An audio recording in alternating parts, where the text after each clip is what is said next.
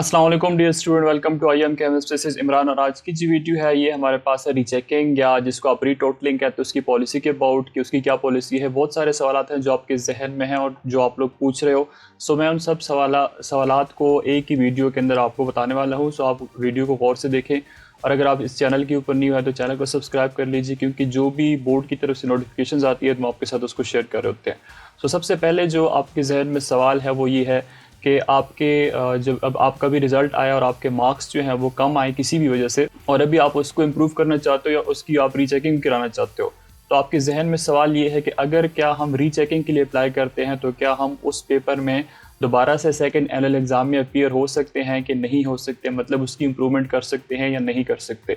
So student remember के improvement जो है ये कुछ और चीज़ है, मतलब सेकंड एनुअल एग्ज़ाम, और रीचेकिंग या रीटोटलिंग कुछ और चीज़ है। तो आप दोनों एट अ टाइम कर सकते हो। ऐसा नहीं है कि अगर आपने अभी रीचेकिंग के लिए अप्लाई कर दी और उसके बाद आप सेकंड एनुअल एग्ज़ाम में अपीयर होते हैं तो आपको अपीयर होने नहीं दिया जाएगा। सो एज सच कुछ भी नहीं होता। दूसरी बात ये है, अभी फॉर एग्जांपल आप रीचेकिंग के लिए आपने अप्लाई की, सवाल ये है कि अभी अगर हमने रीचेकिंग के लिए अप्लाई की और उसके बाद हमारे जो रिज़ल्ट हैं वो इम्प्रूव हो गए, मतलब जिस पेपर में हम लोगों ने मार्क्स इम्प्रूव करने थे, सेकेंड एनुअल एग्ज़ाम में भी हम लोगों ने अपीयर होना था, लेकिन चूंकि आप लोग के रिटोटलिंग का रिजल्ट पहले आएगा तो आपके रिटोटलिंग के अगर रिजल्ट में मार्क्स अच्छे आ जाते हैं तो क्या लाजमी होगा कि आप वो पेपर दोगे? तो एज सच कुछ नहीं होता। अगर आपके मार्क्स ज़्यादा हो जाते हैं रीचेकिंग से ही तो फिर आपको पेपर दोबारा देने की ज़रूरत नहीं होती। हाँ, एक चीज़ का लॉस होगा, वो है कि आपकी जो फ़ीस होगी वो 2700 रुपीज़ जो है वो लॉस हो जाएगी, क्योंकि आपकी जो फ़ीस है वो 2700 रुपीज़ है।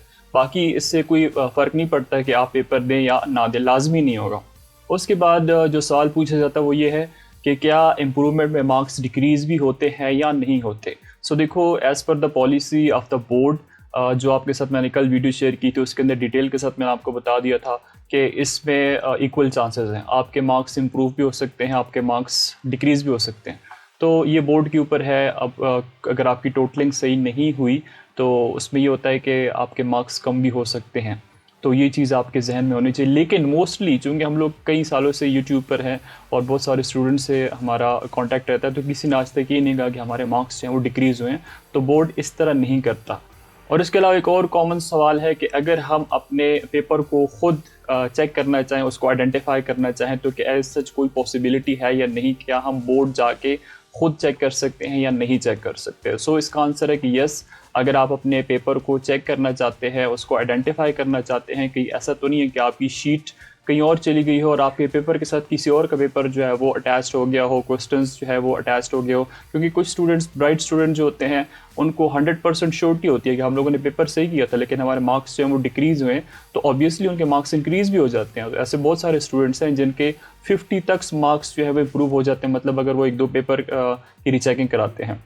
सो इस सूरत में आप लोगों ने करना क्या होगा कि आपके स्क्रीन के ऊपर एक ईमेल आ रही है, ठीक है, ईमेल आईडी आ रही है। आप लोगों ने इस ईमेल आईडी पे फेडरल बोर्ड को एक ईमेल करनी होगी। वो आपको टाइम एंड डेट दे देंगे। आपने ईमेल में ये लिखना है कि मैं पेपर जो है आइडेंटिफाई करना चाहता हूँ या चाहती हूँ, तो मुझे जो है तो इस बारे में टाइम दिया जाए, तो आपको टाइम दिया जाएगा।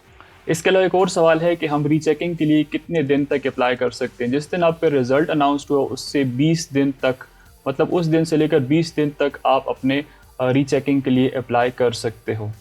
और उसके बाद रिज़ल्ट जो है वो कितने दिन में आएगा? रिज़ल्ट भी विद इन 20 डेज़, 7 डेज़ तक बोर्ड आपके साथ कांटेक्ट करता है और उसमें तकरीबन 7 to 14 डेज़ आपके लग जाते हैं। फिर आपका जो रिज़ल्ट है वो ऑनलाइन पोर्टल के ऊपर आप उसको ट्रैक कर सकते हो अपनी ट्रैकिंग आईडी को यूज़ करके। और जिनका रिज़ल्ट इम्प्रूव हो जाता है तो उनके लिए नई डीएमसी जो है उनके पोस्टल एड्रेस के ऊपर भिजवा दी जाती है, घर तक आपकी नई डीएमसी जो है वो आ जाती है। इसके अलावा एक लास्ट सवाल है वो ये है कि हम कैसे अप्लाई कर सकते हैं। सो अप्लाई करने का तरीका बहुत ही आसान है। इस वीडियो की डिस्क्रिप्शन में जाएँ, आपको लिंक मिल जाएगा कि आप कैसे अप्लाई कर सकते हो। तो आपने ऑनलाइन फेडरल बोर्ड की ऑफिशियल वेबसाइट पर जाना है, वहाँ से आपने अप्लाई करना है।